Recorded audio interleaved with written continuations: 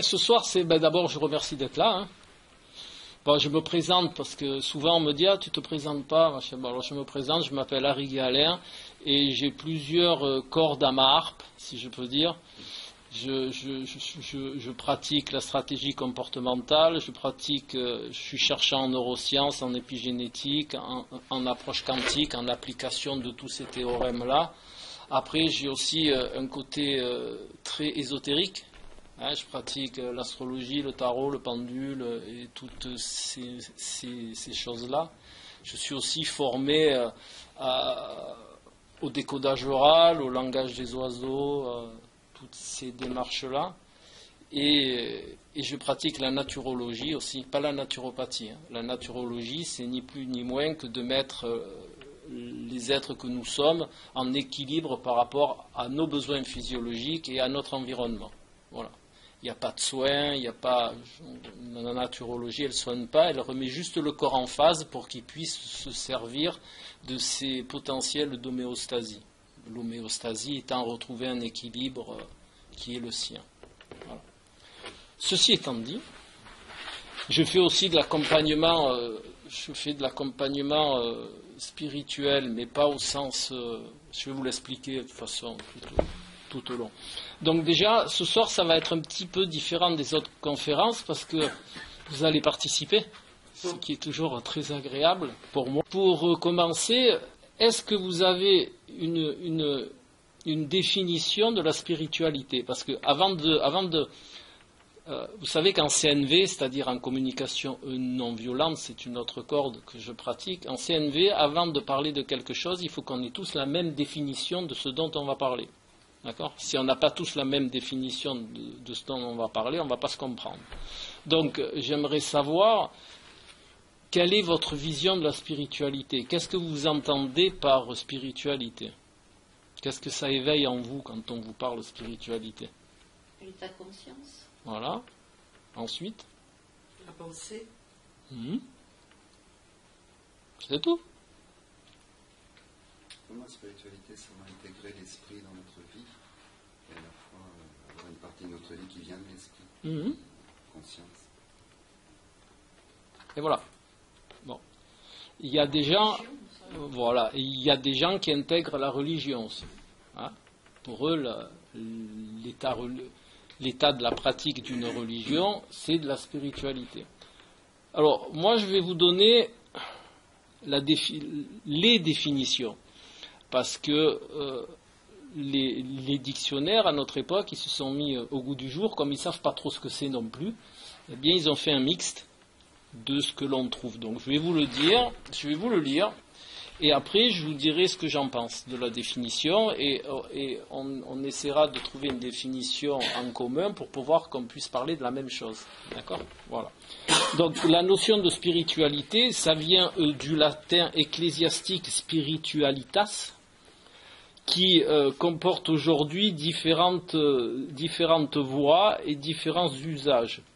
Donc en Occident, c'est surtout rattaché à la religion, à la perspective de l'être humain en relation avec des êtres supérieurs. Alors ça peut être, parce que ça existe, hein, ça peut être par rapport à des dieux ou par rapport à des démons. D'accord ? Voilà. Et ça intègre aussi, quand on est dans la religion, le salut de l'âme, bien entendu. Hein? Vous avez des gens, ils sont religieux, pas pour leur vie terrestre, mais pour leur âme. Voilà. Elle se rapporte aussi d'un point de vue philosophique, et ça vous le retrouvez dans certains courants, c'est l'opposition de la vie du corps et de l'esprit, si vous préférez. D'accord ? C'est cette opposition-là, donc on gère le corps, c'est le côté matière, et l'esprit, c'est le côté spirituel, et la notion de spiritualité, c'est soit un équilibre, ou soit se diriger plus vers l'esprit que vers la matière. Ça, c'en est une autre. Et il y a aussi une façon de concevoir la spiritualité, c'est ce qui se passe à l'intérieur, donc ce qui est éso, et ce qui se passe à l'extérieur, ce que l'on dénomme par le préfixe exotérique. Hein, c'est le rapport intérieur-extérieur. Ensuite, il y a une autre une autre approche, c'est la quête du sens, et c'est aussi la quête de la libération de nos problèmes terrestres, de nos problèmes de la matière. Et après, il y a un courant qui existe aussi et qui commence à prendre essor, c'est la religion sans Dieu. D'accord ? C'est par exemple, vous avez des gens qui croient qui se font une religion, mais sans vraiment un Dieu bien défini. C'est-à-dire, ça peut être la force créatrice de l'univers, ça peut être l'amour, ça peut être, mais l'amour au sens absolu du terme. Hein. Donc, c'est ce qu'on appelle aussi, il y a une définition qui appelle ça la religion sans Dieu. Voilà. Chacun, on définit une entité supérieure et on va adhérer à cette entité supérieure et à ce qu'elle procure comme bien-être ou comme façon de penser ou comme démarche. Hein. Voilà. Vous êtes tous un peu d'accord avec tout ça ? Oui. Oui ? Bon. Eh bien, maintenant, je vais vous donner la mienne, qui est un petit peu différente.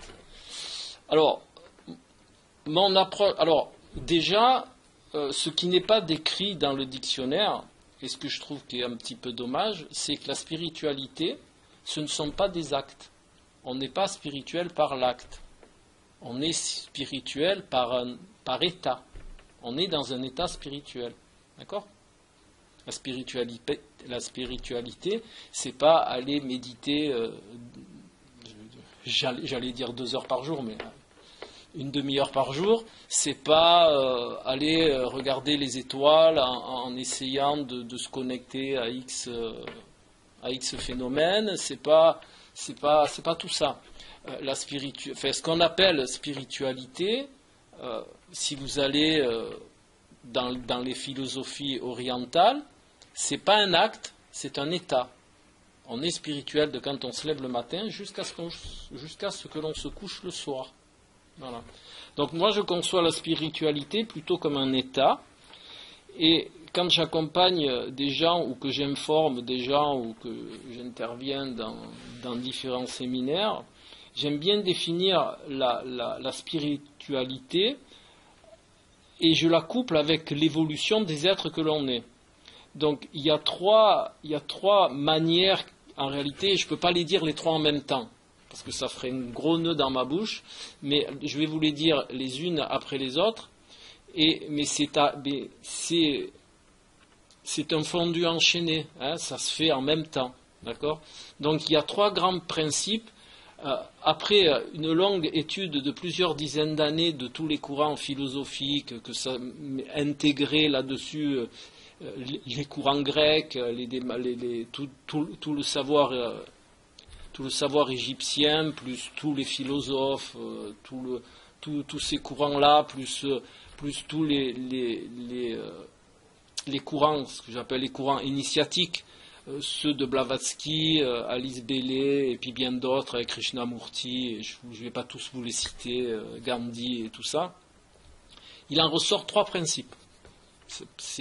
Alors inclus dedans Bouddha, Confucius, Lao Tse, Sun Tzu, voilà. Tout ça, quand vous avez étudié tout ça, que vous avez bien baigné là-dedans, il ressort 3 choses que vous retrouvez chez tous ces gens-là et bien d'autres. Hein, d'accord ? Voilà.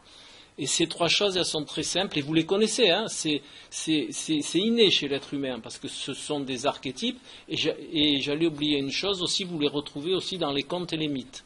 Peut-être je vous en parlerai après, mais vous retrouvez tout ça là-dedans. Alors, ces trois grands principes, ils sont intégrés à tous les êtres humains quand le corps est doté de son énergie. Alors, avant de vous les citer, je vais vous expliquer ce que ça veut dire exactement. Depuis les années 50, on a modulé la physique et on est allé vers la physique quantique, vous connaissez tous de nom. Hein. La physique quantique, son papa, c'est Monsieur Planck. Hein, voilà. Et M. Planck et les descendants qui ont continué la physique quantique, il y a un théorème qui est important qui dit ceci: toute particule qui a été en contact, le reste, peu importe le temps et l'espace. Donc, quand notre univers a été créé, les deux premières particules qui ont créé notre univers, elles ont été en contact. Et d'après le théorème de la physique quantique, comme elles ont été en contact, peu importe ce qui s'est passé après, on est toujours relié par ce premier contact de la création de notre univers. Donc, de par ce principe, il y a une connaissance universelle de tout ce qui a été depuis cette création. Donc, toute l'information de tout ce qui s'est passé dans notre univers est contenue dans l'énergie qui nous entoure. Alors, je ne délire pas, hein, ça c'est de la physique quantique, c'est prouvé. Dans l'énergie qui nous entoure, cette énergie, elle vibre, et dans ces vibrations sont porteuses d'informations. D'accord ? Donc, tout ce que vous faites dans votre vie, tout ce que vous pensez, tout ce que vous émettez, toutes les intentions que vous avez quand vous faites quelque chose, toutes ces vibrations, elles sont contenues dans cette énergie qui vous entoure. Et ces trois grands principes, ce sont des archétypes qui sont aussi contenus dans cette énergie et dont on est tous conscients de manière inconsciente. C'est ce qu'on appelle des archétypes universels. Vous me suivez ? Si je suis clair ? Si des fois c'est un peu, ça s'embrouille un peu. Conscient, inconscient. Hein ? Alors, c'est l'inconscient, le conscient et l'inconscient. Il y a 2-3 paramètres.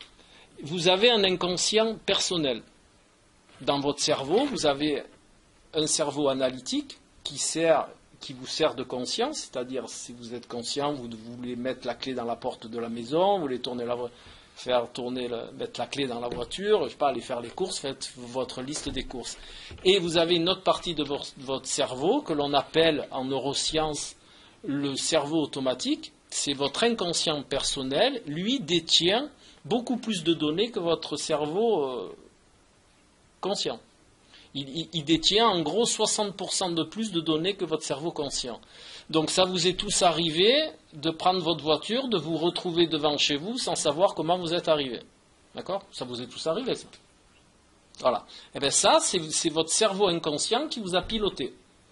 Et comme il vous pilote dans ces cas-là, votre cerveau inconscient, mais ça c'est un autre sujet de conférence, il vous pilote quand vous posez des actions.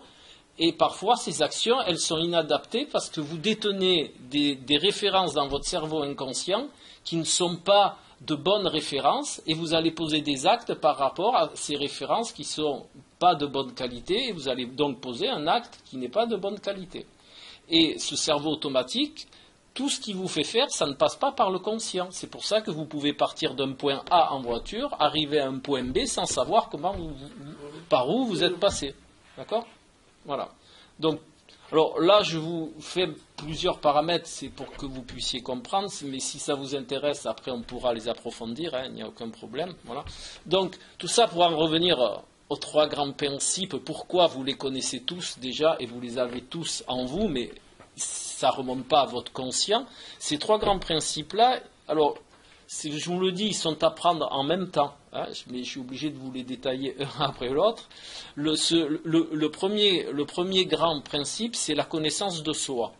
Vous trouverez dans tous les écrits le temple de Delphes, qui est très ancien. Vous connaissez le temple de Delphes, hein, voilà. Après, vous avez aussi de vieux adages de la table d'émeraude qui fait partie de la démarche hermétique. Et de cette démarche hermétique, on a donné le nom d'Hermès, le 3 fois grand, celui qui détenait toute la philosophie du monde. Voilà, enfin bon, ça c'est un petit peu autre chose aussi, mais la devise de la table d'émeraude, vous la connaissez tous, c'est ce qui est en haut est comme ce qui est en bas, et ce qui est en bas est comme ce qui est en haut. Vous l'avez déjà tous entendu, si vous vous intéressez un peu à la spiritualité. Ça veut dire quelque chose de très simple en réalité. Ça veut dire que tout l'univers, il est fait de la même chose. Nous, on est fait de la même chose que les étoiles, mais en quantité différente, je vous rassure. Hein. On est fait de carbone, d'oxygène, de tout ça. Les étoiles, elles sont faites de la même matière. mais en quantité différente. Voilà. Donc, ce qui veut dire que nous sommes, cet adage-là de l'hermétisme, ça veut dire que nous sommes une partie de l'univers. On n'a pas été posé sur la planète, on n'a pas été posé dans l'univers. Beaucoup de gens conscientisent dans leur démarche spirituelle, ils gardent quand même dans la tête qu'on est une pièce qui avons été posée dans l'univers. Mais en réalité, ce n'est pas ça du tout. On est l'univers, on est une partie de l'univers. Et cet adage de la table d'émeraude, c'est ce qu'il vous dit. Il vous dit, attention, vous êtes une partie de l'univers. Vous raisonnez avec l'univers. Et quand vous faites quelque chose, eh bien, vous modulez l'univers. Vous avez tous entendu parler de l'effet papillon. Eh bien, l'effet papillon, c'est ça. C'est un mélange de physique quantique et c'est un mélange de ce que l'on émet dans l'univers. Alors, c'est sûr que l'effet papillon, il est mignon, c'est un battement d'aile, ça fait une tornade là-bas, mais c'est une image, d'accord, c'est un symbole, mais ça veut juste dire que toute action que chaque être dans l'univers fait, pose, pense, eh bien, a une interaction avec les autres. Et c'est pour ça qu'il est, après, après je les reprendrai un peu en détail, hein, ces trois principes. Et là, ça vous amène à l'innocuité. Tout le monde sait ce que ça veut dire, l'innocuité? L'innocuité, ça veut dire être nocif pour rien et pour personne. Et ça inclut tous les règnes de l'univers. Alors, ce qu'on entend en spiritualité par les règnes de l'univers, c'est le règne minéral, végétal, animal, humain. Celui d'après, je le connais en théorie, mais je ne l'ai pas expérimenté. Donc, je peux vous le donner, c'est le règne des énergies, mais ça, c'est dans les écritures initiatiques. Mais celui-là, je n'ai pas expérimenté, donc, mais les autres, je les connais. Donc, le deuxième principe, c'est l'innocuité. L'innocuité, il faut essayer, dans sa démarche spirituelle, de n'être nocif pour rien. Alors, essayez d'y penser à tête reposée, pas ce soir, hein, enfin, pas là maintenant. Vous verrez que ce n'est pas gagné. Hein, voilà. La connaissance de soi, le premier principe, c'est pas gagné non plus. Parce que moi, j'ai beaucoup de gens en consultation qui viennent me voir, qui pensent, qui disent « Ah, mais moi, je me connais ». Et puis quand on discute et que je leur démonte leur processus, leur programme, que je les invite à regarder d'une manière différente, ils me disent « Oui, c'est vrai, je ne me connais pas tant que ça ». On se connaît à travers ces filtres. Et c'est ça qui est... c'est ça qu'il faut vraiment conscientiser, c'est qu'on se voit à travers ces filtres. Et ces filtres, ils ne sont pas toujours de bonne qualité. Ces filtres, ils sont faits par quoi? Par l'éducation, par l'endroit où l'on est, par le milieu familial, quand on grandit par le milieu professionnel et par le milieu sociétal. Tous ces facteurs-là, ils font notre personnalité. Et nous, on se voit par rapport à ces formatages que l'on reçoit dans ces milieux-là. Mais on ne se voit pas tel que l'on est. Alors, des fois, ça fait sourire les gens, et puis, quelque temps après, ils font des démarches, et ils se disent, oui, c'est vrai, je suis comme ça parce que j'ai été formaté comme ça, mais en réalité, j'ai un mal-être parce que le formatage que l'on m'a fait subir, il n'est pas en correspondance avec ce que je suis réellement. Et je vais être gentil ce soir parce que c'est bientôt les fêtes, 70% des problématiques des gens viennent de là. Ils vivent ils vivent pas en harmonie avec ce qu'ils sont. Ils vivent ce que l'on leur demande d'être par différents formatages. Par exemple, la société, elle vous dit il faut faire ci, il faut faire ça. Alors je ne suis pas contre la société parce qu'il faut des lois communes pour que la vie en commun soit possible. Je ne remets pas en cause les lois. Je remets en cause simplement les formatages inadaptés dont on est comment je peux dire voilà, dont on est victime. Voilà. Mais j'aime pas trop le mot victime, mais on va dire ça comme ça. Voilà. Donc, tous ces formatages-là, ils nous mettent des filtres et on se voit à travers ces filtres-là. Et la problématique, c'est que très souvent, on n'est pas ces filtres-là. D'accord ? Et ça crée des malaises. Voilà. Donc, connaissance de soi, innocuité, et le troisième, qui peut être le premier ou le deuxième, là aussi, vous le connaissez, hein, je n'invente rien, hein, c'est la cohérence. On vit de manière incohérente. Alors, d'abord, on va définir ce qu'est la cohérence. La cohérence, c'est je fais ce que je dis et je dis ce que je fais. Eh bien, essayez, et vous allez m'en dire des nouvelles. D'accord ? Eh bien, les premiers pas vers un état spirituel, c'est d'essayer de mettre en pratique ces trois principes qui sont vieux comme le monde. Eh bien, je vous invite, pas à partir du 1er janvier, parce que ça ne marche jamais, mais je vous invite, dès que vous en prendrez conscience, à essayer de mettre ça en place, et vous verrez que je vous souhaite bonne chance. Voilà, c'est très exact. Bon, voilà, ça c'est ma vision de la spiritualité. C'est ces trois états-là à travailler.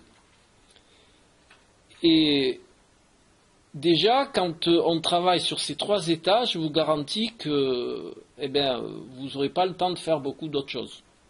Voilà, parce que c'est comme on a les formatages personnels et puis on a les formatages qui nous viennent de notre lignée. Alors il y en a qui appellent ça le transgénérationnel, la mémoire cellulaire, tout ça, ça existe, mais moi je le vois plutôt par l'épigénétique. L'épigénétique, c'est une démarche, c'est une science qui dit que tout comportement que l'on a ou que l'on reçoit, ou tout ce que l'on fait a un impact sur l'expression de nos gènes. L'expression, ça ne modifie pas notre code ADN, c'est juste l'expression de ce code ADN qui est modifié par l'intermédiaire de l'épigénétique. Bon, enfin, peu importe, c'est un petit peu plus ardu ça, mais ça veut juste dire que tout ce que vous faites, je vais vous le traduire de manière très simple, tout ce que vous faites a une incidence sur l'expression de vos gènes.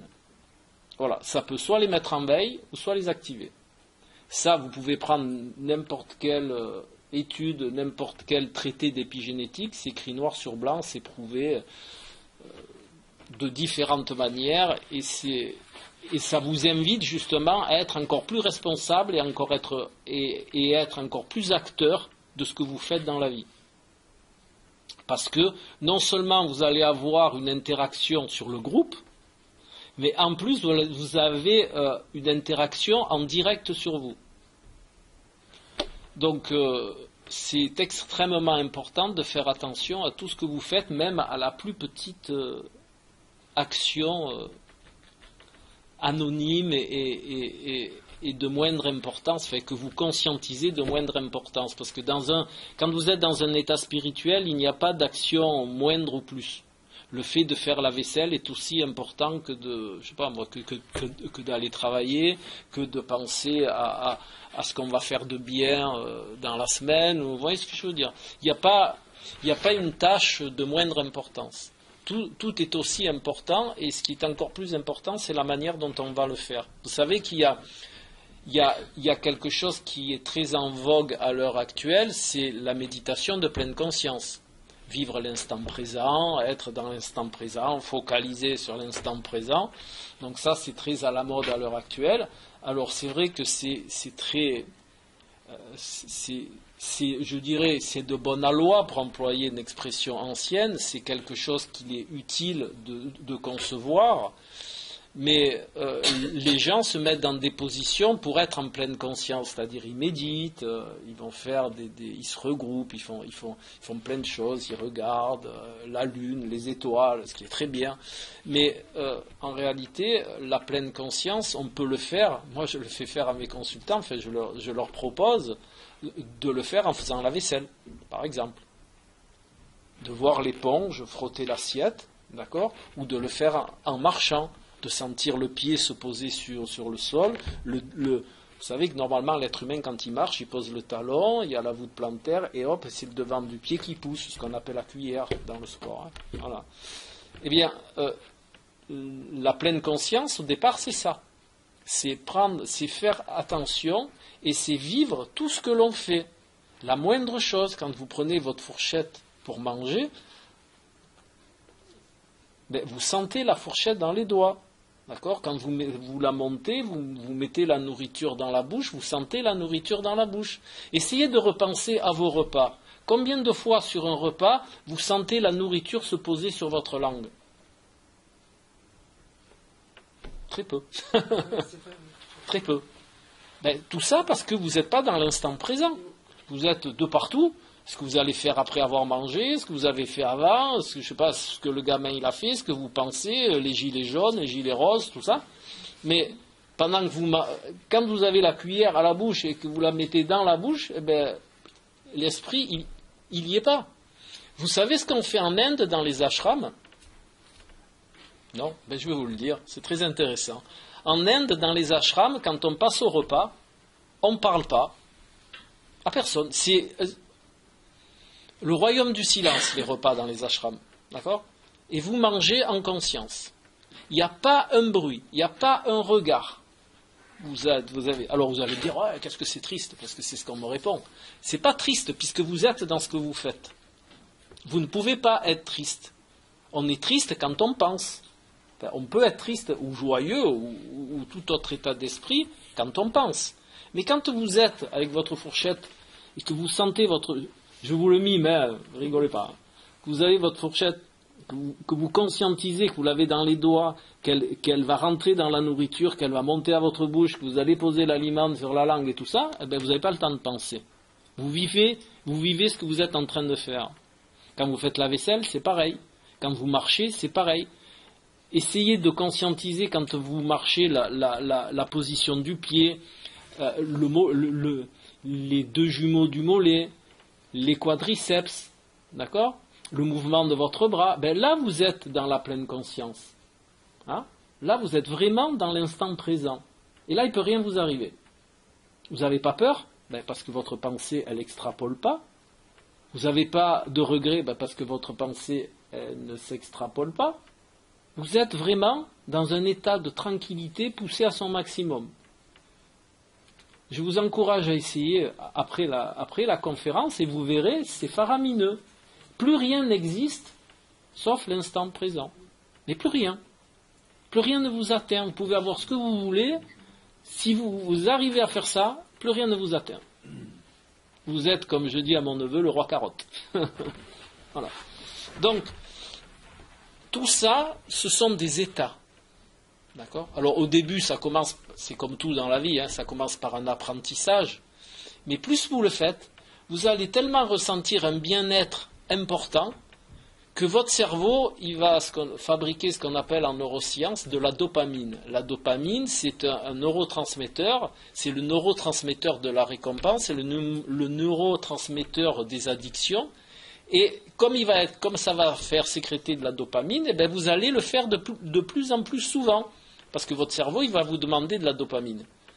Donc, comme il va vous en demander et que c'est une manière d'en sécréter, eh bien, vous allez le faire de plus en plus souvent et vous allez petit à petit avancer dans un état, là, réellement de ce qu'on appelle la spiritualité. Vous allez avancer dans un état de pleine conscience et vous allez vivre vraiment ce que vous faites. Et c'est ce que font, et c'est ce à quoi s'entraînent les moines, que ce soit les Tibétains, que ce soit leur homologue en Inde et tout ça, ils s'entraînent toute la journée à faire ça. Ils essayent vraiment de vivre chaque seconde, dans l'instant. Bon, nous, en Occident, vu nos vies, ça va être difficile. Hein, mais on peut le faire au moment que l'on décide, et rien n'est... Vous savez à quoi je m'amuse, moi? Parce que moi, je me fais plaisir comme ça, enfin... Pas que comme ça, hein, mais je me fais plaisir aussi comme ça. Le soir, quand je rentre dans mon lit, j'essaye de tout ressentir. La fraîcheur des draps, au fur et à mesure où je me couche, c'est-à-dire de sentir cette fraîcheur qui va d'abord sur l'épaule, sur l'intérieur du bras, sur le coude, sur l'avant-bras. Alors je ne mets pas 4 heures à me coucher, hein, non plus. Mais voilà. Ben, c'est toutes des petites choses que l'on peut faire pour être dans l'instant présent.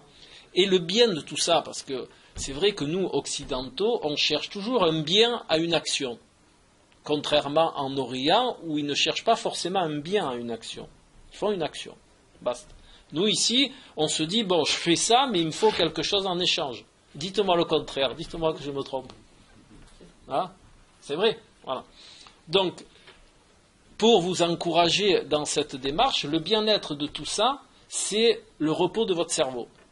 Et donc, c'est votre votre délassement, vous allez ressentir des choses au fur et à mesure que vous n'avez jamais ressenties, c'est-à-dire un calme intérieur, un bien-être, vous posez vos soucis, et plus vous vous entraînez, et plus vos soucis disparaissent.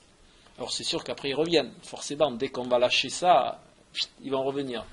Et c'est ce qu'on appelle poser la valise, vulgairement, nous ici. Hein. Voilà. Donc, vous verrez, je vous encourage à le faire, et ça fonctionne. Hein. C'est phénoménal. Le peu de temps que ça dure, vous allez... voilà. Donc ça, c'est un bien-être.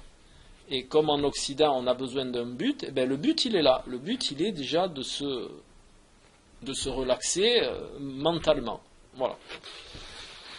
Donc ça, c'est les grands principes. Alors, est-ce que vous avez des questions sur ces principes ? Est-ce qu'il y a quelque chose qui vous interpelle ? Est-ce qu'il y a quelque chose que vous voulez préciser ? Ou est-ce que vous avez tout assimilé dans son entièreté ? Ça va alors ? Donc, vous pouvez commencer à le faire dès ce soir en rentrant. Hein ? Bon, ben, je vous y encourage. Alors, après, j'ai relevé, parce que j'ai relevé un peu les questions que me posent les gens en consultation depuis ces quelques dizaines d'années. Et je vais vous les poser, puisque je vous avais dit que cette conférence, contrairement à d'habitude, elle sera un peu plus interactive. Et après, je vais vous dire, à mon sens, dans une démarche spirituelle, alors la mienne et toutes celles dont je vous ai citées tout à l'heure, de tous ces gens que j'ai étudiés tout au long de ces années. Et on va faire un mixte, et si vous voulez, à chaque fois, on va discuter pour voir un peu ce que vous en ressentez. Il y a aussi, avant ça, je voulais vous faire part d'une chose qui est très importante, qui commence à venir un petit peu au sommet de la vague actuellement, et qui est importante dans l'énergie que l'on libère dans l'énergie environnante. Je reviens souvent là-dessus parce que, par contre, là-dessus, on ne met pas assez l'importance de l'information qui est contenue autour de nous. Ça, c'est encore quelque chose qui est un petit peu difficile à concevoir pour nous, Européens, et qui va venir, ça va mettre un peu de temps, surtout en France. Si vous allez en Allemagne, si vous allez en Belgique, même au Luxembourg, en Suisse et en Europe du Nord, c'est beaucoup plus... Ils sont beaucoup plus réceptifs et ils ont déjà un pas là-dedans. Nous, en France, dû à certaines institutions archaïques qui nous formatent, eh ben, on a un peu plus de mal. Mais cette notion d'information contenue dans l'énergie qui est liée à la physique quantique, elle arrive chez nous aussi. Hein. Voilà. Donc, ce que je voulais vous dire, c'est... à propos, et ça vous en avez entendu parler, et ça sort beaucoup maintenant, c'est la loi de l'intention. Hein ? L'intention est aussi importante que l'action. Vous pouvez dire quelque chose de sympa à quelqu'un en ayant une mauvaise intention, eh bien la vibration, l'information qui va se déverser dans l'énergie environnante, elle sera nocive. Parce que l'intention est plus important dans son domaine vibratoire que le mot que vous allez lâcher dans l'énergie. Vous concevez ça ? Ouais, un petit peu. Bon. Je vais vous donner un exemple.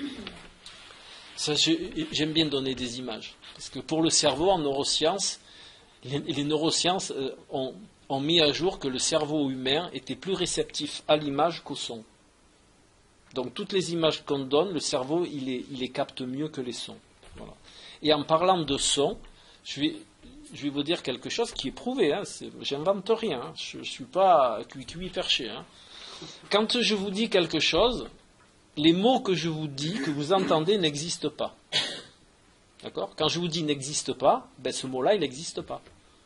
Quand je vous dis bonjour madame, le mot n'existe pas. Moi, ce que j'envoie, ce sont des vibrations. C'est tout. Et c'est votre oreille qui capte ces vibrations et qui, par l'intermédiaire du cerveau, va en faire des mots pour vous permettre de comprendre ces vibrations. Vous pouvez aller vérifier ce que vous pouvez aller vérifier, hein, c'est réel. Hein. Voilà. Nos sens, comme le dit très justement madame, tous nos sens sont des décodeurs. Mais en réalité, ce que nos sens reçoivent, c'est des vibrations. Et c'est des vibrations qui voyagent dans l'énergie qu'on a autour. Hein. Pour preuve, télévision, téléphone, vous savez, à l'époque, on avait des postes, parce qu'on est tous à peu près pareils, où il y avait, bah oui, où il y avait Pogo FM. D'accord ? Rappelez de ça, Pogo FM. Quand vous tourniez le bouton, vous aviez soit Pogo ou FM. FM. Voilà. Donc, ça veut dire quoi ? Ça veut dire que ce poste de radio, il avait 3 décodeurs à l'intérieur pour recevoir, pour décrypter ces fréquences-là. Nous, on a 5 sens, on en a plus. Je vous parlerai pas, peut-être je vous parlerai des autres si on a le temps, mais nos 5 sens que j'appelle moi nos 5 sens principaux, ils sont faits pour décoder certaines vibrations. Les yeux, les oreilles, les mains aussi, on décode de la vibration. Hein. Voilà. Et il y a d'autres vibrations, au lieu d'être Pogo FM, donc pour nous, au lieu d'être oreilles, mains, tout ça, on a d'autres systèmes qui nous permettent de les décoder. Et c'est de cette manière-là où certaines personnes qui ont une sensibilité à ces autres sens peuvent avoir des accès, ce que l'on appelle à des moi j'aime bien dire de la clairvoyance, c'est pas de la médiumnité, c'est pas tout ça, ils sont plus sensitifs que d'autres et ils ont ces sens-là un petit peu plus exacerbés et ça leur donne la possibilité d'entrevoir certaines choses que la plupart des gens n'entrevoient pas, déjà parce qu'on ne s'entraîne pas, on l'a tous, hein. Et parce qu'il y a des gens comme tout, on est 7 milliards d'êtres différents, qui avons des potentialités différentes, plus ou moins, on n'est pas tout. Il y en a pas qui sont mieux que d'autres, il y en a qui vont être plus dans ce potentiel-là, d'autres dans cela, voilà. Donc, on est tous égaux, alors ça fait très waouh, mais on est tous égaux en tant qu'être, voilà. Pas par le formatage sociétal, mais en tant qu'être, on est tous égaux. Et de ce principe-là, il y en a qui sont plus d'un côté et de l'autre, donc ils ont accès à certaines informations que d'autres n'ont pas. Voilà. Mais c'est juste une question de potentiel, de pourcentage de potentialité différente. Voilà. Donc tout ça pour vous dire qu'on est vraiment inclus dans cette énergie qui nous entoure. On en fait partie, c'est comme quand je vous ai dit tout au début qu'on n'a pas été posé là sur Terre, on fait partie de l'univers. D'accord ? On est une partie intégrante, on est au même titre que l'étoile, au même titre que la fleur, au même titre que le caillou, on est une partie intégrante et on n'a pas été posé. D'accord ? Et pour vous donner une image pour votre cerveau que j'aime bien, c'est celle-ci. On est exactement ce que l'on a. Et je vais vous l'expliquer pour que vous compreniez bien. À l'intérieur de votre... Alors, je vais commencer plutôt comme ça. Il y a beaucoup de gens qui croient que nous sommes des êtres monoblocs. D'accord ? C'est quoi votre prénom ? Tiens, voilà. Sylvain, enfin, je ne dis pas que c'est votre démarche, hein, mais les gens, ils se conscientisent, voilà, je suis Sylvain, je suis un être monobloc, Sylvain. Alors que c'est tout à fait faux. On n'est pas des êtres monoblocs. Sylvain, comme nous tous, hein, on est des populations qui vivent en bonne harmonie. Dans votre corps, vous avez des cellules, vous avez des neurones, vous avez des bactéries, vous avez des virus, vous avez tout plein de choses qui vivent en bonne harmonie. Et cette belle harmonie fait que vous êtes en bonne santé et que tout fonctionne. Si jamais une de ces populations dont vous êtes constitué n'a pas les besoins satisfaits par rapport à sa physiologie propre, ça se dérègle. Et quand ça se dérègle, c'est tout l'ensemble qui se dérègle. D'accord ? Si, comme ce dont je vous ai parlé tout à l'heure, si vous déréglez votre biotope, c'est-à-dire tout l'équilibre des bactéries, virus que vous avez dans l'intestin, c'est votre système immunitaire entier qui va se devenir délétère et qui va vous amener des possibilités d'avoir telle ou telle pathologie ou tel état dépressif. D'accord ? Pourtant, ce ne sont que quelques milliards de bébêtes que nous avons dans l'intestin. Eh bien, au même titre, si vous retransmettez notre constitution de cette manière-là, puisque nous sommes un être fait de plusieurs populations qui vivent en harmonie, d'accord, et qui forment un ensemble, eh bien, nous, on est exactement la même chose dans l'univers. On est une partie de cet organisme gigantesque, et notre interaction dans cet organisme, au même titre que le microbiote dans notre intestin, a une interaction sur l'ensemble. Ça vous parle? C'est clair? Eh bien, si vous arrivez à conscientiser ça, vraiment, pas au niveau mental, c'est-à-dire pas au niveau de la compréhension analytique, mais si vous conscientisez ceci, ce qu'on appelle chez les Japonais le hara, ou d'autres, chaque philosophie a un nom différent, mais c'est toujours pareil, c'est-à-dire au niveau du ressenti, au niveau du ventre, parce que le ressenti réel de l'être, il est là, et pas là. Hein, là, c'est juste un outil qui nous permet de faire des choses de manière analytique, mais la vraie compréhension des choses, elle est à ce niveau-là, là, plexus, tout ça, là, toute cette zone. Si vous le ressentez vraiment là, ce que je vous ai dit, eh bien, demain, vous n'allez pas vous lever de la même manière. Parce que vous allez prendre conscience que vous faites partie d'un organisme, au même titre que vos bactéries, lactobacillus et tout ça, là, tout ce qu'on a dans l'intestin, eh bien, elles font partie d'un organisme plus grand. Je peux vous le dire d'une manière différente. Je vais vous donner une autre image. Je te dis, j'aime les images. L'autre image, je vais prendre les abeilles. Les abeilles, elles font la une de beaucoup de journaux depuis quelques dizaines d'années. Alors, ce n'est pas un scoop ce que je vais vous dire, hein. Mais est-ce que vous pensez que l'abeille, elle a conscience de son rôle, au moins de son rôle sur Terre? Est-ce que vous pensez qu'une abeille, elle se dit, tiens, ce matin je me lève, je vais aller polliniser pour que la race humaine, elle puisse vivre? Parce que vous n'êtes pas sans savoir que si les abeilles, elles disparaissent, la race humaine, elle disparaît. Oui. D'accord? Ça, vous le savez. Bon.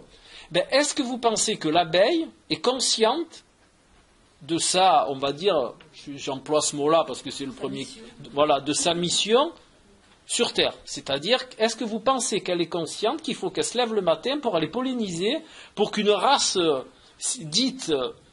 pour que le quatrième règne puisse vivre. Et le quatrième et le troisième en même temps. Hein, d'accord? Et puis aussi le deuxième. Il n'y a que le règne minéral, là je ne peux pas vous le dire. Mais au moins les trois, ceux-là, on en est dépendant. Est-ce que vous pensez que l'abeille, elle le conscientise? Non. Vous avez déjà vu une abeille qui vient se mettre devant vous, qui dit écoute, toi l'être humain, tu vois, si moi je ne vais pas polliniser, tu ne manges plus. Hein. Bon, elle ne conscientise pas. Et pourquoi pour nous ça ne serait pas pareil?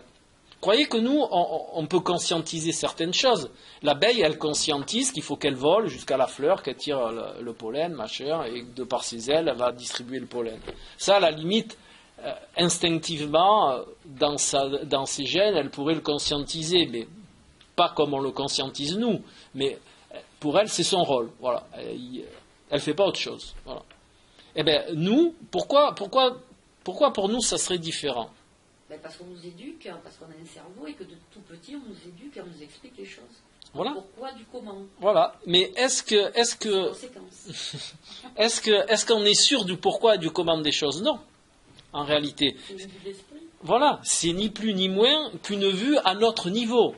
Et s'il y a quelque chose que l'on ne peut pas conscientiser, ben on ne pourra pas vous l'expliquer au même titre que l'abeille, elle ne peut pas conscientiser qu'elle fait vivre 3 règnes à elle toute seule. Ben nous, si on fait comme l'abeille, on se focalise, on va dire, on a une conscience de notre rôle dans un espace restreint et que l'on n'a pas conscience de notre rôle dans un organisme plus grand, eh bien, on fera comme l'abeille, on fera peut-être même moins bien que l'abeille, on ne va pas en avoir conscience. Au même titre que votre bactérie dans le ventre, elle n'a pas conscience qu'elle fait fonctionner un organisme tout entier. D'accord? La seule différence avec tout ça, c'est que nous, on a un cerveau et dans une certaine limite, on peut faire des choix. C'est pour ça qu'on est des êtres humains. D'accord? On peut faire des choix. Eh bien, quand vous conscientisez des choses de cette possibilité-là, eh bien, moi, la plupart des gens que je revois après, ils ont posé des choix différents. Si vous le ressentez vraiment là, vous ne pouvez plus vous comporter de la même manière. C'est-à-dire, vous allez faire un petit peu plus attention aux actes que vous allez poser. Vous allez commencer à penser de manière individuelle à l'ensemble. Ça, je vous laisse le découvrir, ça va germer petit à petit, mais vous verrez, c'est très intéressant. Et ça donne un autre sens à la vie en même temps. Et ça fait partie vraiment d'une démarche, d'un état spirituel allant vers justement ce que je vous ai dit tout à l'heure, l'innocuité. D'accord ? Donc, je vais reprendre les questions qui me sont le plus souvent posées et celles que j'ai rencontrées, et puis on va en discuter tous ensemble après que je me sois désaltéré. Alors, c'est des réponses que j'ai faites pour qu'elles soient, conscientisables par tout le monde. Je ne suis pas rentré vraiment dans les détails philosophiques ou des grandes spiritualités ou de ce que Bouddha disait. J'ai fait quelque chose qui soit que l'on puisse tous débattre, d'accord ? Et moi le premier. Voilà. Donc, la différence, souvent on me pose, quelle est la différence entre spiritualité et religion ? Donc je vous en ai un peu parlé tout à l'heure. Vous avez une idée là-dessus ou non ? Est-ce qu'il y a une différence ? C'est un dogme établi par d'autres personnes. Ce sont des règles quelque part, érigées par des hommes pour dicter les conduites d'autres hommes. La spiritualité, c'est quelque chose de plus personnel et de plus large. Oui, ça peut être ça. Alors moi, je vais vous donner une réponse, à moins que quelqu'un veuille aussi s'exprimer. Mais, voilà. Moi, j'avais trouvé ça intéressant, c'est la religion vous dit, et la spiritualité vous laisse découvrir. D'accord ? La spiritualité, elle n'est pas directive. C'est ça que ça veut dire, tout simplement. Alors que la religion, on vous dit ce qu'il faut faire. Dans la spiritualité, c'est vous qui allez découvrir les choses de par rapport à tout ce que tout ce dont je vous ai parlé tout à l'heure, les actes posés, tout ça. D'accord ? Donc, essayez au fur et à mesure de toute façon, la conférence, elle sera enregistrée. Donc, vous allez avoir accès à la conférence et vous pourrez replay the dire. Voilà. Donc, ça, je vous en ai parlé tout à l'heure. Quelles sont les pratiques lorsqu'on suit un chemin spirituel ? Je vous les ai dit, bonjour Laetitia, les trois grandes directions, c'est cohérence, innocuité et connaissance de soi. Donc, on en a parlé tout à l'heure. Vous avez bien conscientisé ces trois principes, ça vous avez Alors, après, il y a aussi, il y a plusieurs questions qui reviennent sur ce principe. Souvent, j'ai des consultants qui me disent, c'est quoi la méditation ? Alors, c'est toujours très complexe de répondre à quelqu'un, c'est quoi la méditation, puisqu'on a chacun sa manière de faire, on est tous différents, et de par ce principe-là de différence, on ne conçoit pas tous la même chose. Mais j'ai quand même... alors, dans la méditation, il faut quand même bien avoir conscience qu'il y a en gros presque deux principes de méditation. Il y a la méditation, ce qu'on appelle mentale, et la méditation spirituelle. Alors, vous allez me dire, c'est quoi la méditation mentale, c'est quoi la méditation spirituelle ? Donc, la méditation mentale, ça serait plus apparenté à la pleine conscience, à l'instant présent. D'accord ? C'est-à-dire, on dérive notre mental, on fait focus sur l'instant présent pour que l'on puisse mettre notre cerveau...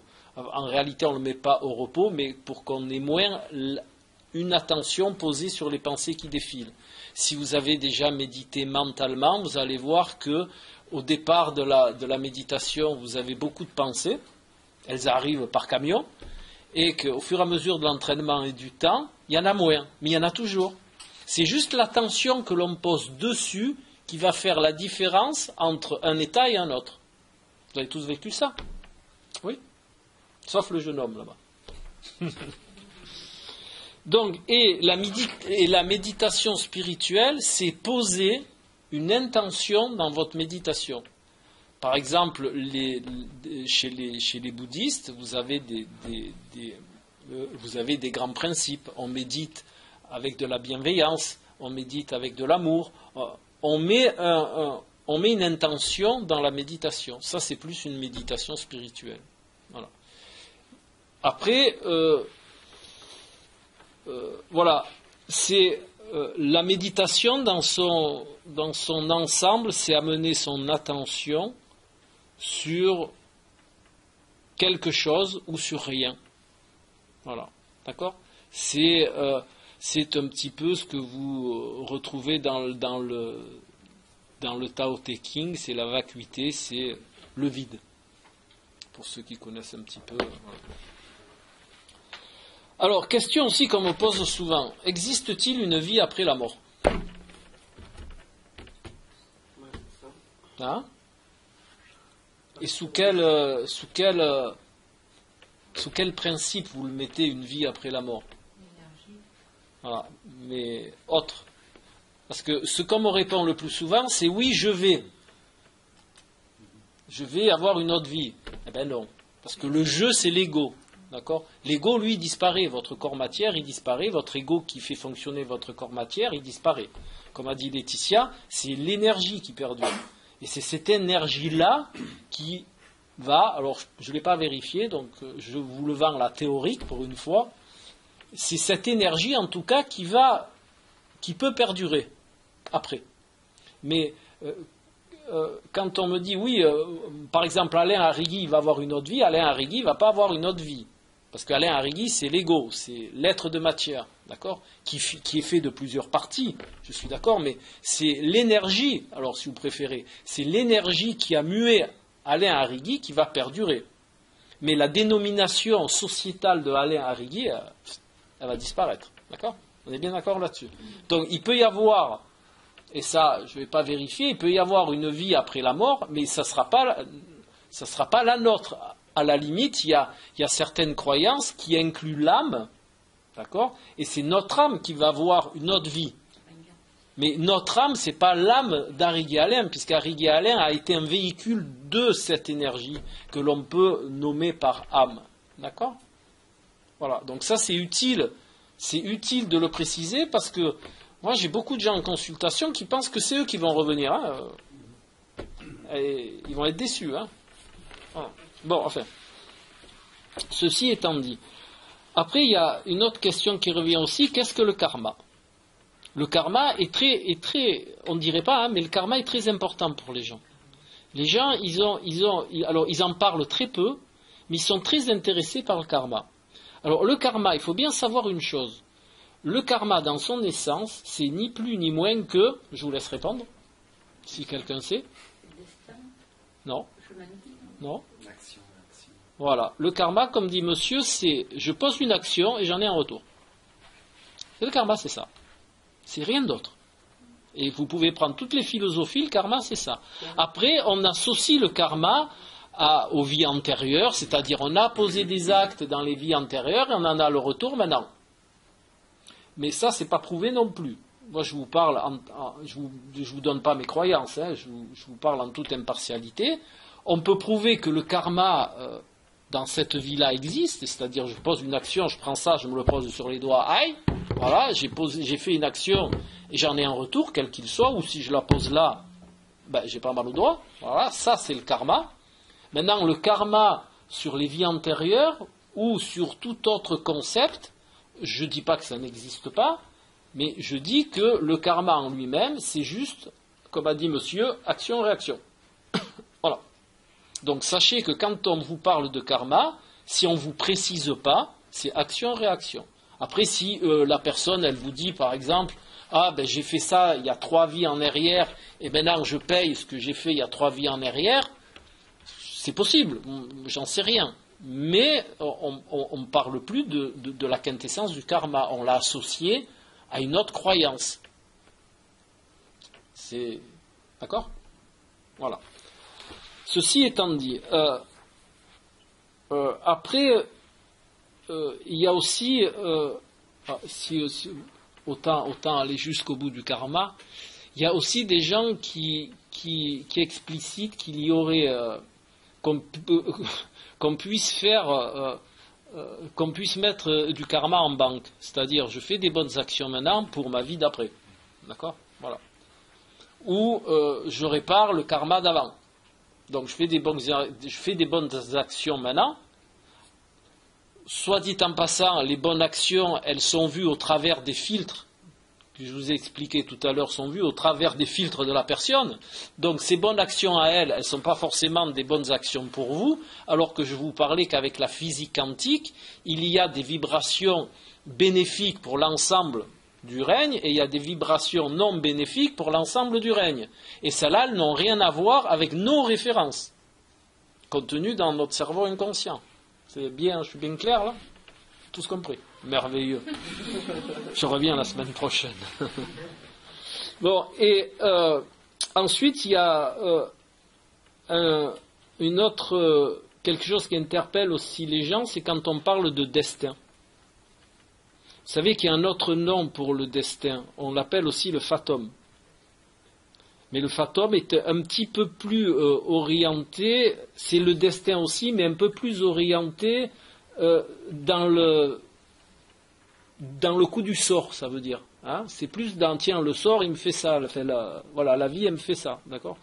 Alors que c'est pas tout à fait juste, parce que la vie, c'est nous qu'on la crée, les contextes, c'est nous qu'on les crée. C'est pas la vie qui nous fait quelque chose, c'est nous qu'on fait quelque chose pour pouvoir vivre d'une certaine manière. Mais bon, ça existe, donc je vous en parle. Voilà.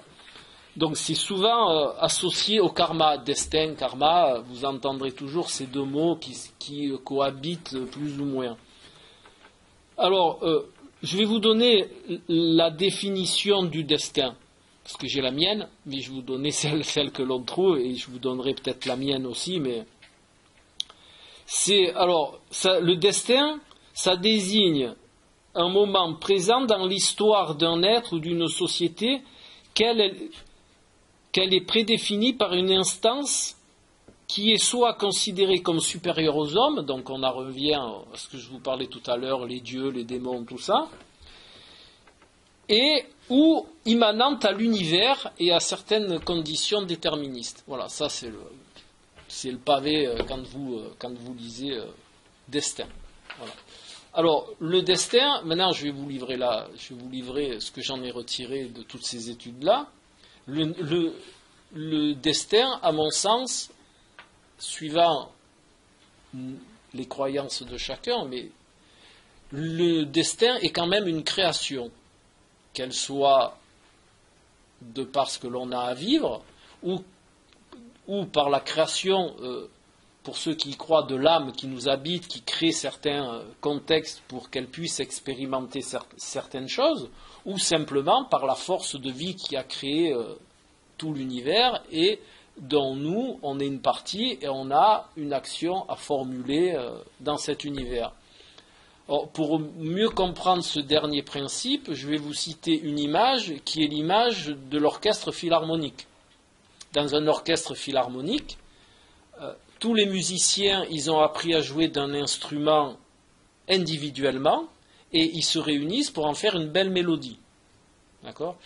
Nous, il peut y avoir une notion de destin personnel et de destin universel au même titre qu'un orchestre philharmonique. C'est-à-dire, on a notre destin personnel qui va interférer dans le destin du règne humain, et le règne humain a un destin qui va interférer dans l'univers, et c'est ce à quoi on peut penser quand on étudie la physique quantique. Voilà, tout est on est tous en interrelation, et on est tous interconnectés, et tout, comme je vous ai dit tout à l'heure, je me répète, et toute cette énergie qui détient de l'information, eh bien, on interagit et elle interagit avec nous. Et c'est ce qu'on retrouve dans l'épigénétique. Nos comportements interagissent avec l'évaluation et l'expression de nos gènes. D'accord ? Voilà. Donc tout ça se rejoint.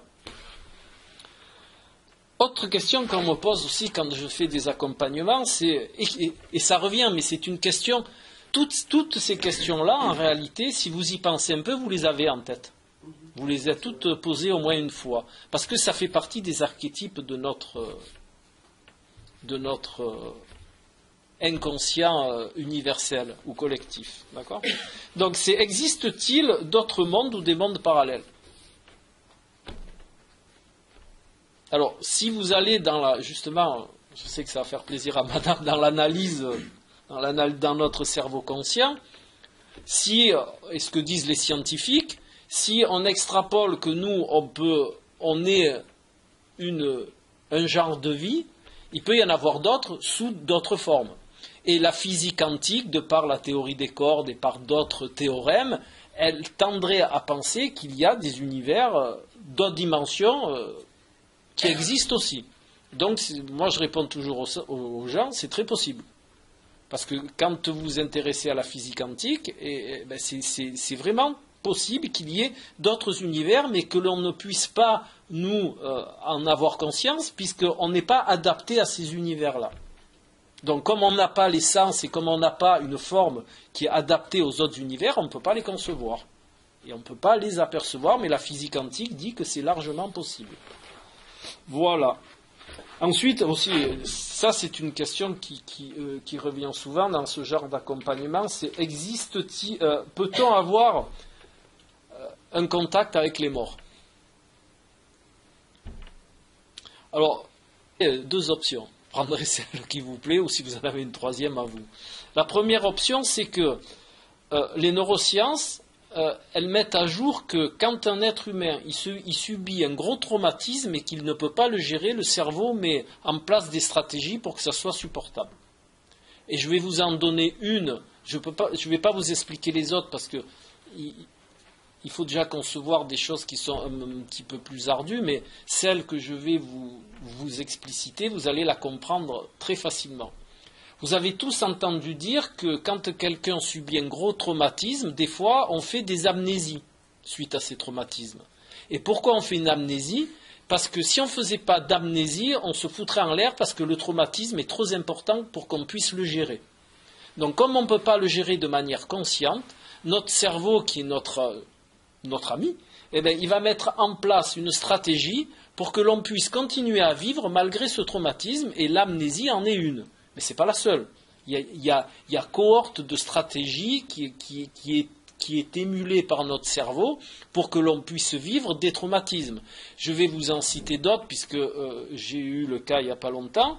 Une personne qui s'est séparée d'avec son ami. La séparation a été tellement traumatisante pour elle qu'elle a mis en place une stratégie qui s'appelle, et que vous connaissez tous, qui s'appelle le déni.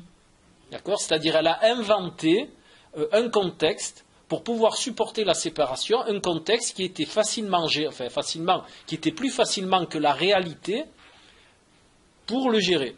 Voilà. Et de ce fait, elle peut continuer à vivre sa vie malgré la séparation.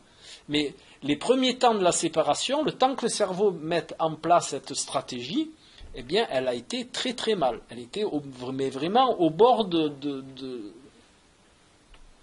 du max. Hein. Ça a été très très très très difficile. Et justement, comme ça a été très très traumatisant, le cerveau il a mis en place le déni.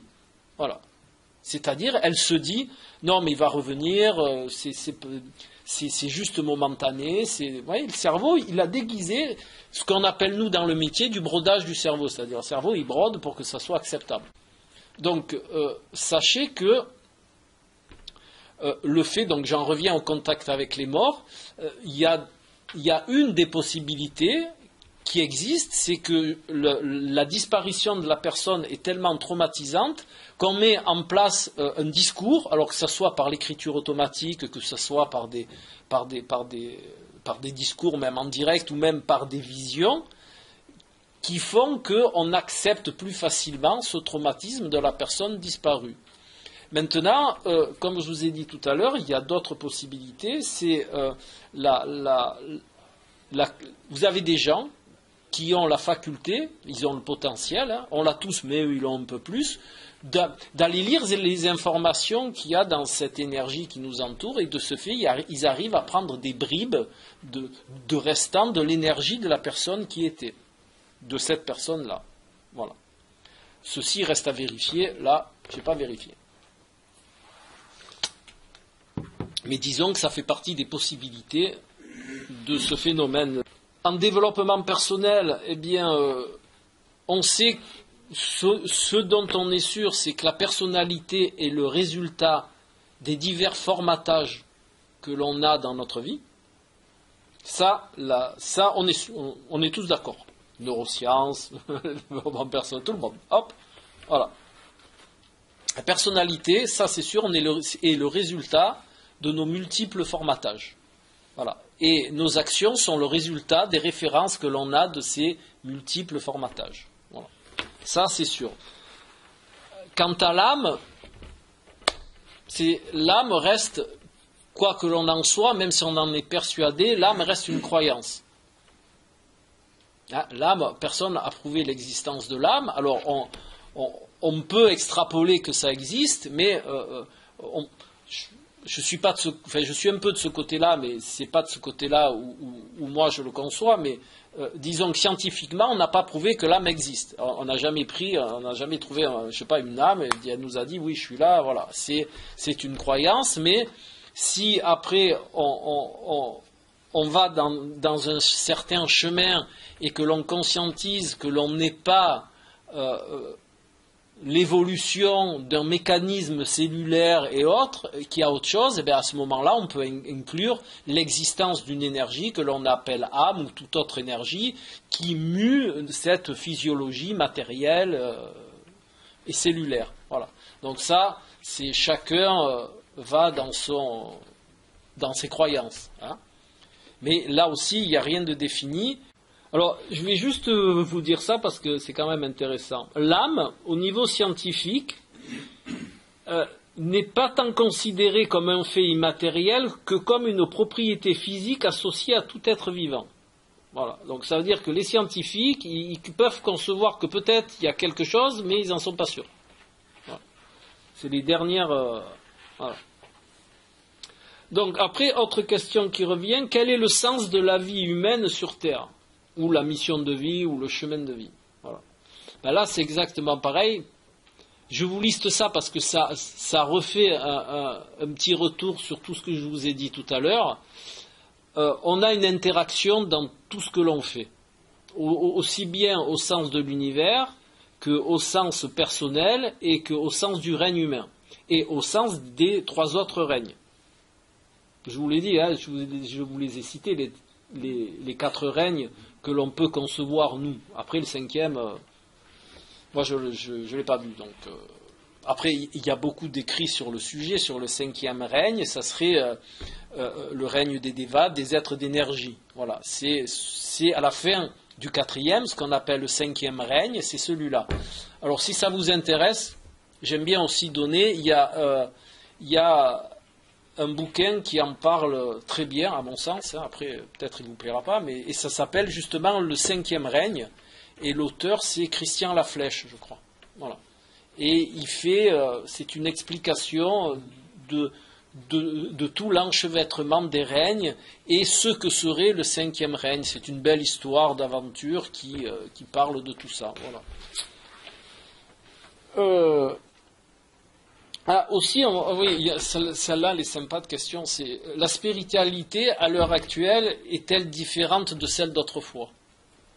Parce qu'on me demande souvent, mais avant et maintenant, donc avant on était plus dans la religion, hein, les générations et les gens d'avant, la religion avait une plus grande importance que maintenant.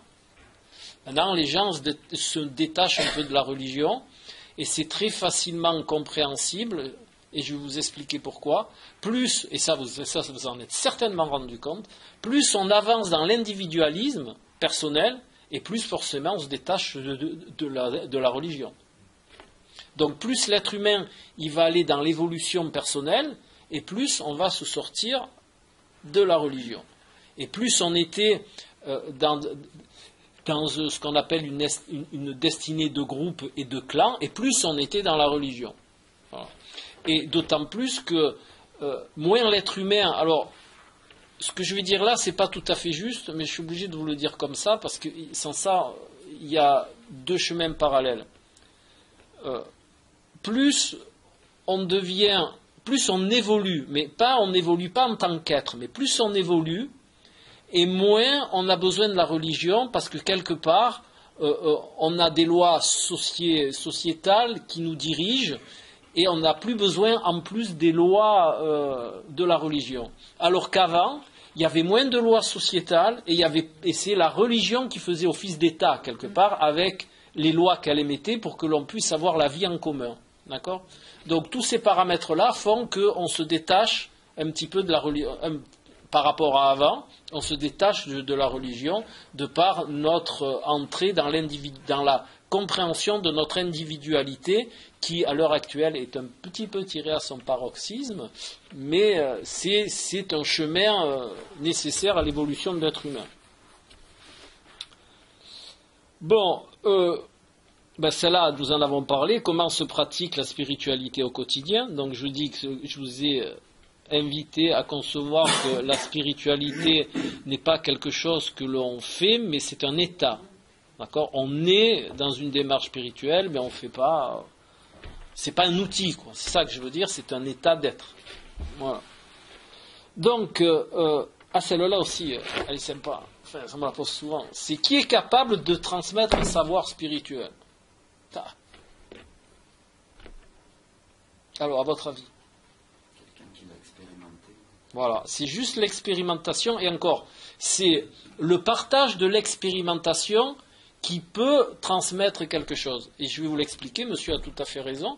C'est, par exemple, moi je vais vivre quelque chose, je vais vous en faire part, mais pas pour vous dire de le faire, je vais vous raconter mon histoire, et peut-être que mon histoire va vous interpeller d'une certaine manière et va vous ouvrir sur un chemin auquel vous n'avez pas pensé. Pour moi, la transmission spirituelle, c'est ni plus ni moins que ça. Voilà. Alors vous allez me dire, je suis mal placé pour dire ça, puisque je fais de l'accompagnement. Voilà. Mais je fais de l'accompagnement informatif. Je ne fais pas de l'accompagnement, je ne dis pas aux gens, pour parler vrai, je ne dis pas aux gens ce qu'ils ont à faire.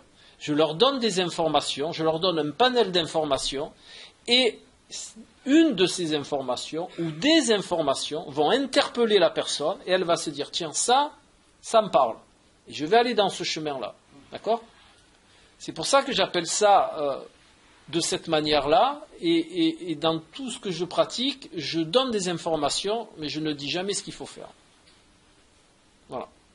Parce qu'à partir du moment où on dit ce qu'il faut faire à quelqu'un, on est dans l'abus d'autorité, qui est un filtre bien répandu chez nous, les êtres humains. Bon, enfin, voilà. Ensuite, bon, ça c'est un petit peu plus... professionnel, mais je vais vous le dire quand même, puisque j'ai déjà, enfin, ça dépend de quel outil dont je me sers. Si je me sers d'outils ésotériques, on me demande souvent, y a-t-il une différence entre l'ésotérisme et la spiritualité ? Il y en a une importante, c'est que l'ésotérisme, enfin, ça dépend. Si on se sert d'un outil ésotérique, c'est différent. Mais après, l'ésotérisme est complémentaire à la spiritualité. Et la spiritualité sert à l'ésotérisme pour ne pas aller dans un ésotérisme inadapté. Voilà. Vous m'avez suivi, là ? Pas trop, hein ? Quand on va dans l'ésotérisme, ça devient plus dur. Bon, si vous préférez, je vais vous le dire autrement, la spiritualité est le garant d'être dans un ésotérisme de bonne qualité et adapté. C'est plus clair comme ça. Parce que s'il n'y a pas la spiritualité avec l'ésotérisme, il y a des pratiques ésotériques qui ne sont pas très adaptées à la bonne évolution de l'être. Voilà. L'ésotérisme, comme je vous l'ai dit tout à l'heure, la vraie définition de l'ésotérisme, c'est une initiation tournée vers soi, contrairement à l'exotérisme, qui est une initiation tournée vers l'extérieur. Éso intérieur, exo extérieur. Voilà. Donc, gardez juste... comme ça pour le fun, que la spiritualité est quelque part le garant que l'ésotérisme pratiqué sera de bonne qualité. Voilà. Alors ensuite, je vais accélérer un petit peu. Est-ce que je peux suivre un chemin spirituel en ayant une vie de famille? Enfin, parce qu'il y en a qui disent oui, la spiritualité, ça me prend du temps. On peut très bien, si vous pensez à ce que je vous ai dit tout à l'heure, vous pouvez très bien être dans une spiritualité en faisant votre vaisselle, en faisant plein de choses. Donc ça n'entache en rien la vie de famille. Hein. Voilà. Oui, après il revient aussi, est-ce que je dois me priver de plaisir quand je suis dans un chemin spirituel? Il n'est pas question de se priver de quelque plaisir que ce soit, si ce n'est si vous restez toujours dans les trois principes, hein, innocuité, connaissance de soi et surtout l'innocuité. Si pour vous concevez de rester dans le plaisir de boire 1 litre de whisky par jour parce que ça vous fait plaisir, vous n'êtes plus dans une pratique adaptée. Après, vous pouvez boire 1 ou 2 verres de vin. Alors, moi, c'est pas un jugement que j'aimais, hein, parce que vous avez des gens qui vont me dire, ah oui, mais vous dites de boire, je dis rien, c'est ma notion. Moi, des fois, j'ai envie de boire un verre de vin, je bois un verre de vin. Et c'est pas pour ça que je suis pas dans mon chemin de vie, quoi, d'accord? Voilà. Ensuite, on me dit toujours, on me demande que si la spiritualité va permettre de mieux gérer les problématiques de la vie, les problèmes émotionnels, tout ça, c'est sûr que ça aide. Hein. C'est d'être dans un état spirituel, déjà on ne voit pas les choses de la même manière, on n'est pas impacté par les mêmes problématiques, d'accord? Si j'ai pas, je sais pas moi, une Mercedes et que j'ai une Renault, j'ai rien contre Renault, hein, mais voilà, je ne vais pas être malade parce que je ne peux pas avoir la Mercedes ou le bateau ou j'en sais rien quoi. D'accord ? Il y a beaucoup de problématiques sociétales qui n'ont plus cours quand on est dans un état spirituel. Voilà. On n'a plus besoin d'acheter, je ne sais pas quoi, moi, j'en sais rien, moi, le Dolce Gabbana, ou je sais pas, voilà, il y a beaucoup de problématiques liées à la matière qui disparaissent, et de ce fait, c'est vrai qu'on se sent mieux. Le fait d'être dans un état spirituel aussi décharge un peu le cerveau, et on se sent mieux aussi. Et si on est dans l'innocuité, on traite mieux son corps, son microbiote, et on se sent beaucoup mieux. Donc voilà, c'est un enchaînement de choses qui fait qu'on se sent mieux. Voilà. J'en ai encore quelques-unes. Après aussi, on me parle souvent de la réincarnation, comme je vous ai parlé tout à l'heure. La réincarnation, moi je réponds toujours que c'est selon les croyances de chacun. Voilà. Mais il n'y a rien de prouvé. Vous avez plein de choses qui existent, il y a plein d'ouvrages, de gens qui ont. Donc, je vous invite à aller découvrir tout ça et à vous faire votre propre idée. Et voilà. C'est comme tout ce que je vous ai dit ce soir. Je vous invite à en faire à garder, comme je dis toujours, le doute. Et pourquoi je dis toujours de garder le doute? Parce que le doute est le contraire de la certitude. Parce que quand on est certain des choses, on n'avance plus. Donc le fait de garder le doute, ça veut dire qu'on n'est pas certain vraiment, et que pour le moment on est certain, mais qu'après ça peut changer. Si vous êtes dans la certitude pleine, vous avancez plus. Hein. Voilà. Donc il faut toujours garder ce qu'on appelle l'esprit du doute. Voilà. Et de ce fait, d'aller vérifier les choses que vous entendez à droite, à gauche, déjà de voir si elles vous correspondent, et que peut-être que d'aller les voir d'une autre source, ça va peut-être vous interpeller sur plein d'autres choses. Voilà. Après, il y a aussi la question de l'ego qui revient beaucoup dans les démarches de la spiritualité. Vous entendrez toujours parler de l'ego, il faut enlever l'ego, chez moi, tout ce qui peuvent dire. Il faut bien garder en tête que l'ego est nécessaire. L'ego, c'est ce qui vous maintient en vie. S'il n'y a pas d'ego, vous mourrez. C'est simple. Hein. L'ego, lui, c'est lui qui vous crée les besoins de manger, de boire, de vous maintenir en vie. Maintenant, il ne faut pas que l'ego gouverne, par contre. Si c'est lui qui gouverne, vous êtes dans la mouise. Voilà. Mais l'ego, il a son existence, c'est comme les émotions. On vous dit toujours, il y a plus maintenant, hein, de moins en moins, mais avant on vous disait les émotions, il faut les enlever. Ouais, comme ça vous devenez une plante verte. D'accord ? Ce qui fait l'humain, c'est l'émotion. Mais là aussi, c'est pareil. Il faut laisser vivre l'émotion, il faut qu'elle soit perceptible, il faut qu'elle vous ouvre à plein de choses, mais il ne faut pas qu'elle vous gouverne. D'accord ? Et pour tout ça, vous avez des techniques appropriées. Je vais vous en donner les prémices d'une. Par exemple, quand vous êtes en colère, vous reconnaissez cette colère, vous dites « je suis en colère », je la ressens, elle est là, vous pouvez la décrire, mais il ne faut pas aller mettre un pain dans la gueule du voisin. Ça, c'est non géré ou mal géré. D'accord ? Vous la laissez vivre, vous la reconnaissez, vous dites « voilà, je suis en colère pour ci, pour ça, nanana », et elle ne doit pas vous commander. Alors vous allez me dire, la colère c'est difficile. Ben justement, quand vous la reconnaissez, quand vous reconnaissez en vous cet état, vous allez le sentir très tôt, et de ce fait, vous allez pouvoir le réguler beaucoup mieux. D'accord ? Voilà. Et après, bon, il y en a une aussi que l'on me cite souvent, c'est qu'est-ce qu'un être spirituel ? Alors, ça, je vais vous donner ma version parce que sans ça va être très long. Ma version, c'est un être spirituel, c'est une personne qui a une certaine sagesse. Voilà. Et vous allez me dire, la sagesse, c'est quoi ?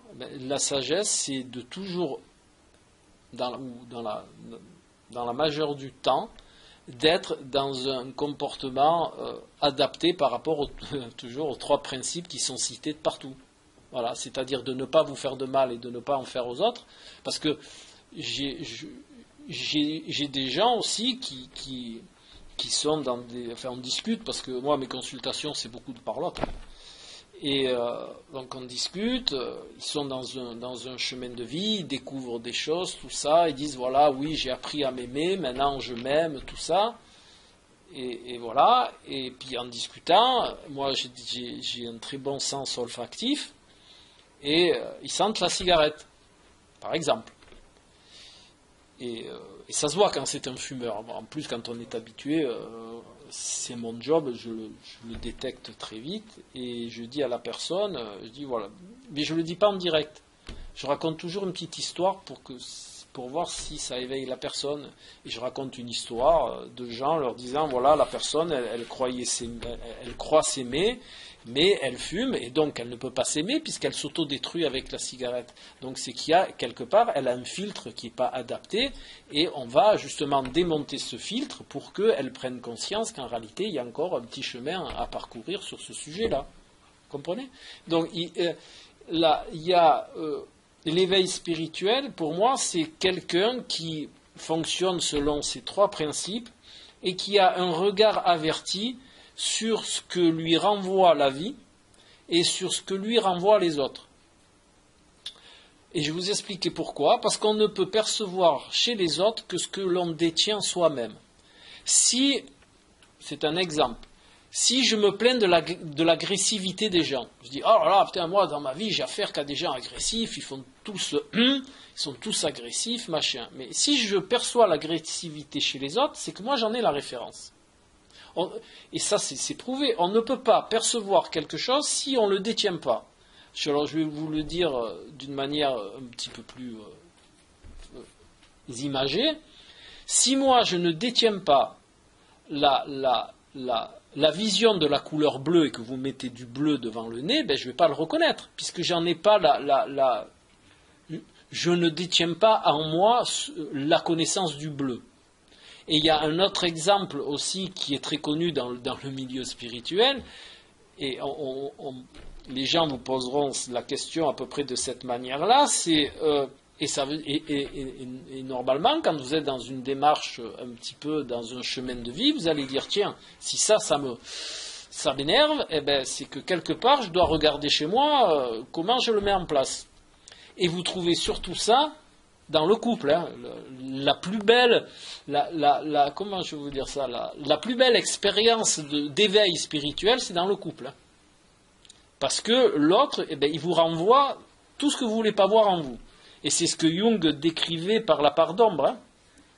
Vous connaissez un peu l'approche de Jung sur la part d'ombre, tout ça?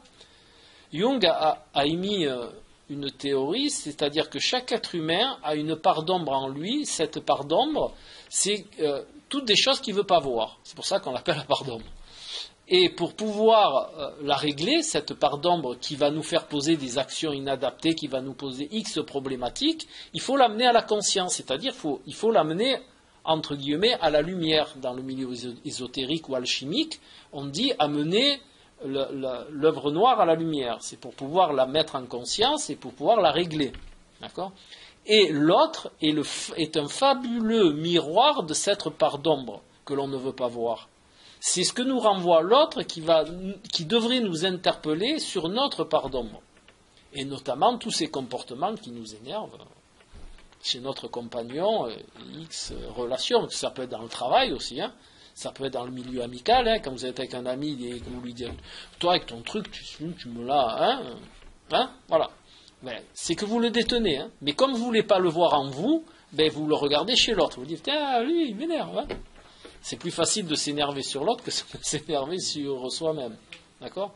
Donc, déjà, quand vous êtes dans un chemin de vie, il faut être très, très, très focus sur tous ces contextes qui nous sont renvoyés. Les contextes récurrents en est aussi un outil. Les contextes inadaptés qui se reproduisent dans votre vie, eh bien, ça devrait vous interpeller sur quelque chose qui ne va pas en vous. Hein. Ce n'est pas le contexte qui est chiant, hein. C'est nous.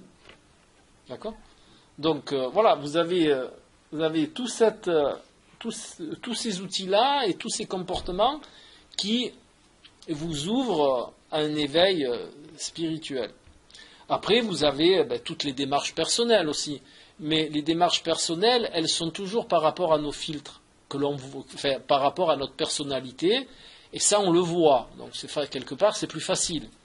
Mais ce que j'entends moi par vraiment faire un travail sur soi et en même temps sur un des 3 paramètres, c'est la connaissance de soi, c'est regarder ce que nous renvoient les autres. Alors, le plus performant, c'est toujours le compagnon, le mari, l'ami, machin, et les gamins aussi. Hein. D'accord ? Les gamins, eux, ils sont nature. Donc, s'ils vous énervent, eh ben, cherchez en vous ce que vous lui avez légué qui vous énerve. D'accord ? Parce que c'est partie intégrante. Hein. Après, bon, je ne vais pas vous parler de la mémoire cellulaire et de tout ça, mais on lègue des choses à nos enfants et aussi des choses qui font partie de notre comportement épigénétique. Et tout ça, on le lègue à nos bambins et après on les regarde vivre et ils nous énervent. Mais il faut aller chercher en nous pour leur expliquer à eux que ça se reproduise et que ça ne se reproduise pas pour les générations à venir. Voilà. Donc, est-ce que vous avez des questions sur tout ça? Eh bien, vous n'avez pas de questions? Non, c'est plutôt en digestion. Oui, ah bon, vous êtes en digestion. Bon, ben ça va alors. Hein, on va prendre un petit citrate de bétaïne tous ensemble. Hein. Soit dit en passant, c'est vraiment une saloperie ce truc, le citrate de bétaïne. Je vous le dis parce que c'est très répandu pendant les fêtes. Les gens, quand ils font des gros repas, hop, citrate de bétaïne. Alors que vous pouvez prendre un petit peu d'eau avec un petit peu de citron, du bicarbonate de sodium, et puis voilà. Hein. Ça fait le même effet sans les produits délétères qu'il y a dans le citrate de bétaïne. Voilà. Non, vous n'avez pas de questions. Eh bien, c'est très bien alors. Je vous laisse en digestion. Voilà, je vous laisse digérer tranquille. Hein. Bon, enfin, en tout cas, essayez de conscientiser tout ça, de voir un petit peu où ça peut vous mener, de vérifier à votre entendement et à votre conférence tout ce dont je vous ai parlé, s'il y a des choses qui vous interpellent. Et puis, justement, vous parlez d'un replay. Oui, ça va être en ligne. Dès que je l'aurai monté, je vous le mets en ligne et je vous envoie. Voilà. Non, ce sera sur ma chaîne YouTube. Sur YouTube. Ouais, mais je vous enverrai. De toute façon, j'ai vos adresses internet et je vous enverrai le lien. D'accord. Je vous enverrai le lien du replay. Après, quand c'est ce qu'on appelle des bugs structuraux, il faut des outils un peu plus différents. Voilà. Parce que les gens, moi compris, hein, pas différent, on a un petit peu de... C'est difficile de voir ses propres filtres. C'est pour ça que je vous dis, on les voit à travers les autres, mais corriger ses propres filtres, il faut vraiment être dans la mouvance pour pouvoir le faire tout seul. Voilà. Comme l'agression, l'abus d'autorité, tout ça, c'est des filtres que l'on nous a, la dévalorisation, le déni, tout ça. Est-ce que l'on peut s'en sortir tout seul? Voilà, faites prendre conscience à quelqu'un qu'il est dans le déni, tout seul, c'est un petit peu difficile puisqu'il est dans le déni. Donc ça nécessite souvent un accompagnement, quel qu'il soit médical, suivant à quel niveau c'est, ou qu'il soit d'autres approches. Hein. Voilà. Bon, eh bien, nous allons finir cette expérimentation. Voilà. Et le mot de la fin, je vous dirais, comme a dit monsieur tout à l'heure, de toujours expérimenter les choses. Le savoir sans l'expérimentation, ça ne sert à rien. Voilà. Vous pouvez avaler toutes les bibliothèques du monde, si vous n'expérimentez pas, vous n'en retirerez aucune modification de vos ressources, et donc pas de modification de votre niveau de conscience. Voilà.